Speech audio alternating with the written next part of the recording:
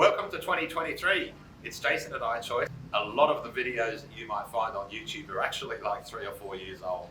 Very much pre-COVID, very much not dealing with our current economic climate where we've just seen interest rates rise 3.25%.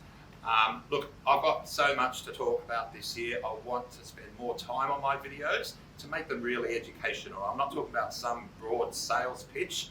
I'm talking about giving you some detail so that you can actually make some clever decisions in these uncertain times. I want to call this video clip How to Improve Your Borrowing Capacity, and that's because 2 out of every 3 phone calls that we receive in this office are people saying, where do I stand? What is my borrowing capacity? Now that's kind of a 2-tiered question, right? First of all, are people really asking me, how can I improve my cash flow and how can I actually have more after-tax dollars in my hand? That's one part of it. And when we talk about capacity with clients, that's one part of it. The other part is how the bank sees you and determines your capacity on their calculator so that you know which lender to go to and what to do in your life to improve your borrowing capacity. I'll give you a couple of examples of that. If you're PAYG and you have a company car, some banks will kind of allow a $10,000 income because you have a fully maintained company car. If you're a first responder or even some other industries where you earn a lot of overtime, some banks will want to see that overtime consistently over 12 months. Some will only want to see it over 3 months, some will want to see it over even less time, and some will shade it by 20%, some will go 100%. For the self-employed, there's a myriad of things we can do. There are certain banks who will just look at 1 year's financials. There are certain banks who will average 2 years financials. There are lenders that will take, if the most previous year has been more, they'll take the previous year. Sorry, if the current year is better performing, they'll take the previous year and add 20%. So sometimes it's even worse than averaging. For the self-employed, some banks will not take into account your business liabilities. Some banks won't add back the full depreciation that you have.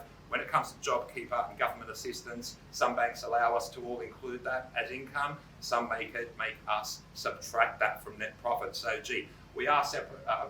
We are building a separate business. I've just had the patent come through for the name iflex.com.au, which is going to be a division of iChoice, and it's going to be specifically for self-employed people to understand in the world of commercial and residential lending what you can do. Because if you are talking to somebody who works in a bank or who might not understand the myriad of options available, you might not be getting it well advised. I also want to talk about going interest only and how that dampens your capacity. I want to talk about how to restructure car loans, business finance, asset finance.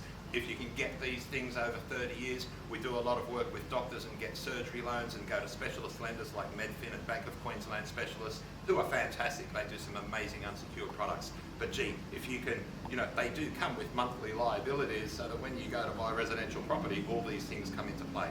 There are smarter ways to do it. You can get business loans at owner-occupied rates at residential terms with 30-year lending terms. A lot to go through. At the end of the day, you don't really need to know all this. That's what we're here for. I do like to make you aware, though, that all banks see you differently. And we've got a checklist that me and Sarah and Victoria and the team here at iChoice go through to make sure that if we come back to you, we'll say, look, this is what a major bank will be able to do for you. But hey, if you reduce your credit card limit, if we restructure this car loan, if we wait and get some drafts for your next tax return, we'll give you different options. It's not going to be one number we throw at you. Thanks for listening, guys. I'm going to put all that in a little bit more structure for you one day. This is just a bit of an overview. Keep well and look out for more videos on this channel because I am going to invest some time this year to get a little bit more serious with it.